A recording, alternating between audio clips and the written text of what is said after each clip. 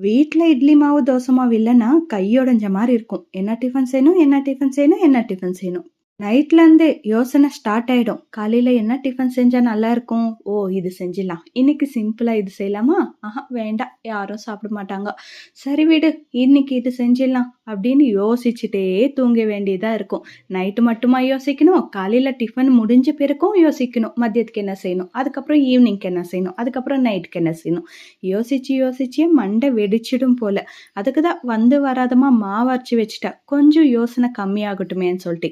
இட்லி ஊத்தி வச்சுட்டா, அதுக்கப்புறம் பக்கத்துல சாம்பார் இருக்கு. எல்லாம் ரெடி பண்ணி வச்சுட்டு, இந்த ஆனியன், டமோட்டா அதெல்லாம் வதகும் இல்லையா? அந்த சமயத்துல வீடு கிளீன் பண்ண போயிட்டேன். கொஞ்சம் கேப் விட்டாலும் இந்த மாரி வேலையெல்லாம் செஞ்சுக்கணும்னா, கொஞ்சம் சீக்கிரமா வேலை ஆகும்னு சொல்லிட்டு என்னோட நெனப்பு அவ்வளோதான்.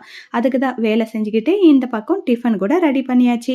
எங்க வீட்ல இன்னைக்கு இட்லி, சாம்பார் தான்ப்பா டிஃபன். உங்க வீட்ல என்ன டிஃபன்னுட்டு கண்டிப்பா கமெண்ட்ல சொல்லிடுங்க.